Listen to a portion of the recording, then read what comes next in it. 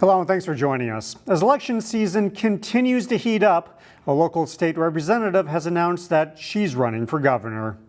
People get to know me, they know I care about them, they know I care about their families and our communities, and I think I'll get support from Minnesotans all over the state. Kristin Robbins is a Republican from Maple Grove. She was first elected to the state house in 2018. Robbins chairs the Fraud Prevention Committee, where she's been critical of Governor Tim Walz and DFL management of tax dollars. Robbins is one of at least 5 Republicans that will compete for the nomination. I welcome everyone in the race. I think it's good to have a robust primary, but I think I'm the most qualified to lead our state. I've been in the legislature for 4 terms now. I've chaired the fraud committee. I'm senior on taxes. I know how state government functions, but I'm also from the private sector. Robbins plans to visit the state fair on opening day to meet as many people as possible. Meanwhile, Tim Walz has not said if he'll run for a 3rd term. Police in Brooklyn Park say a stabbing victim is in critical condition after officers found him bleeding near an apartment building. Police responded just after midnight to a report of a stabbing in the 5800 block of 73rd Avenue. Arriving officers found a man with a stab wound in the parking lot of Ridge Brook Apartments. They rushed him to the hospital, where he remains in critical condition. No suspects have been arrested, but police are continuing to investigate the crime. In other news, a nonprofit is moving into a Brooklyn Park strip mall. Philando's Pantry is a pop-up food distribution group that hands out food to the needy. It's named after Philando Castile, a black man fatally shot by police during a traffic stop in 2016.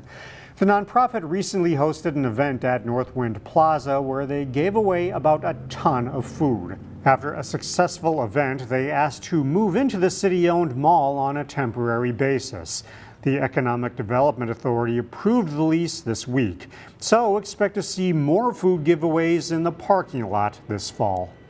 As every Minnesotan knows all too well, summer is road construction season, and MnDOT currently has dozens of active projects in various stages of completion. One of those projects on Highway 55 in Golden Valley has been a source of frustration for folks who work in that area and their customers.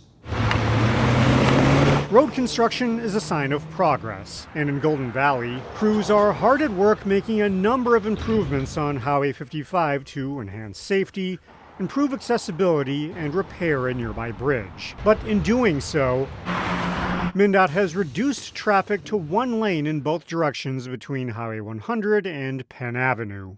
It's frustrating. Brittany Bauman is with the Humane Society, and since construction began in July, she says the project has created a number of issues. Yeah, so there's a literal barrier right now between Humane Society and the public on Highway 55. The shelter only has 1 access point on Meadow Lane, making it difficult for people trying to get in or out, depending on the time of day. If you're coming from Highway 100 going eastbound to try to get to Humane Society, you actually have to drive all the way into Minneapolis and kind of take a U-turn at Penn Avenue in order to get in here. When folks leave, they can only turn west onto 55. During rush hour, it creates a backup on Meadow Lane. So we know that folks are waiting between 45 minutes to an hour to get out of our parking lot in order just to make it up to that intersection right up there. Bauman says foot traffic at the Humane Society was down 7% during the month of July. That's impacting, we think, our overall adoptions, and of course that hurts our budget as well. MnDOT wasn't available for an interview, but a spokesperson said in an email that MnDOT understands the disruption that comes from construction and appreciate the public's patience as we work to maintain and improve our infrastructure. MnDOT also says they've worked to address access and safety concerns, and they've met with Golden Valley officials to ensure emergency access during weekend closures. In the meantime,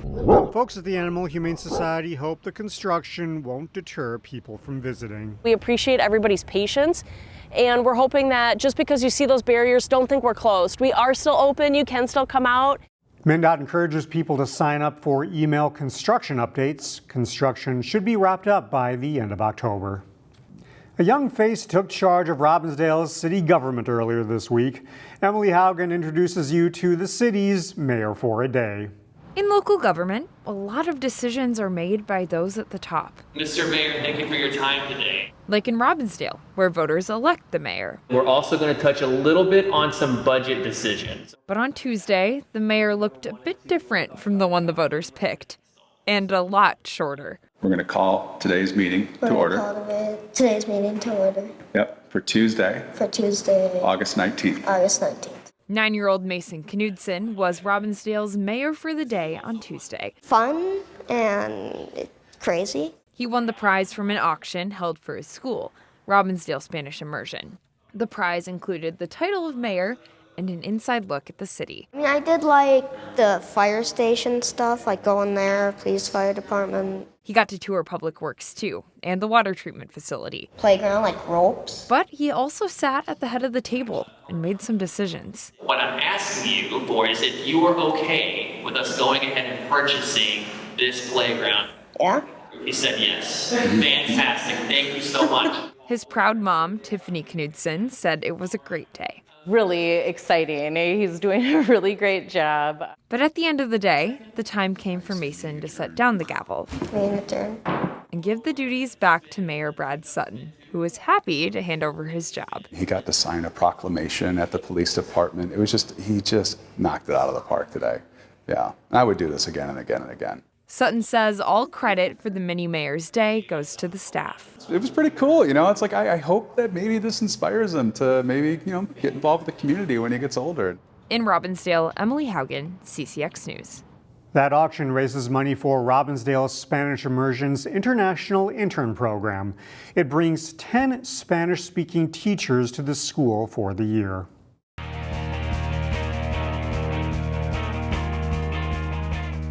The high school soccer season begins Thursday night for some local teams, including a small school powerhouse from Plymouth. The quest begins. The Providence Academy girls soccer team has reached the state tournament the past 3 seasons, culminating last fall in the program's first state championship.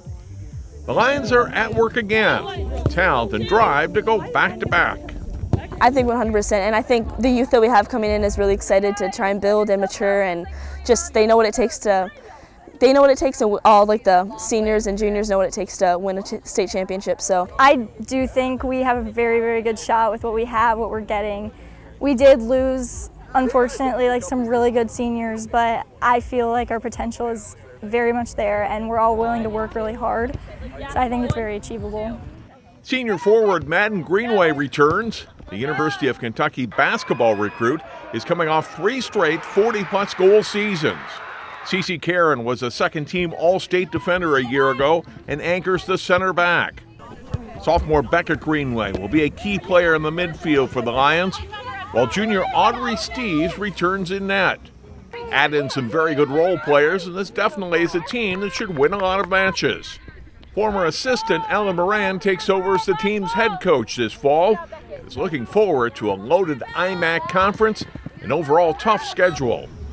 I mean, our conference play is always competitive. I think probably our toughest matchup is going to be Holy Angels, right? Playing up a class, and they were in the state tournament last year. So I would say that's going to be our stretch game this year. But a lot of other competitive single A play. We play Zimmerman right away. We play La Crescent and Cotter, so we have some long road games. We go up to Esco, but I think that'll be good for the team, give us a new challenge to play on the road. Providence Academy opens the season at home Thursday night against Zimmerman. The Benilde-St. Margaret's football team is gearing up for year 2 under head coach Brad Anderson. Ches Moots has more on the Red Knights. Year 2 for head coach Brad Anderson has brought a sense of straightforwardness for the Benilde-St. Margaret's football program. I'm very pleased with what I'm seeing out here on the practice field and in our classroom. It's a second run through for everyone, not just the players, but also the coaches. It's pretty much the same, just everybody knows what's going on, less confusion at practice, so we can get more work done. The Red Knights finished 4-6 last fall. On offense, BSM will be making some tweaks and focusing on getting their athletes out in space. One of the things that we realized is we needed to be more misdirection and more type of angle blocking for our linemen. Peyton Myers returns back for his second year at quarterback. He'll have solid receiving weapons in Jaden Garibaldi and Braylon Kelly-Taylor. In the backfield, Joey Rachowiak and Nate Dukowski will lead the charge. We want to be able to throw the ball deep. We want to be able to play out in the flat, get guys outside, let them make plays. We got a bunch of playmakers, so really it's just be able to get the ball in their hands, let them do their thing, and then go from there. Seniors Milo Dungan and Dylan Warner will anchor the Red Knight O-line and D-line. We don't have the size we had last year, so we've been focusing on, if we're not big, we got to be fast. Everybody's working together, so especially on the O-line, all the players are, they kind of know how each other play, so it's going to be easier. BSM is excited to get the 2025 season underway, starting off at home against last year's Class 3A state champs, Stewartville. It's going to take everybody coming in, locked in every day, even when it's hot like today, and even if you don't want to be there and you can't give it your all, you still got to be there mentally. All these guys are bought in, and we have one goal in mind, and we want to go win football games. In St. Louis Park, Chaz Moots, CCX Sports. And you can watch more of our prep football previews on ccxmedia.org, leading up to the season opening games on August 28th. CCX Media, your source for great local programming, is available on Amazon Fire TV, Apple TV, and Roku. Our free app allows you to stream all 3 of our channels live. You also have access to a large on-demand library, including full sporting events and daily newscasts. To find us, go to the store, search CCX, and download our free app. Then sit back and enjoy all of your favorite local content. The CCX Media app, available on Amazon Fire TV, Apple TV, and Roku.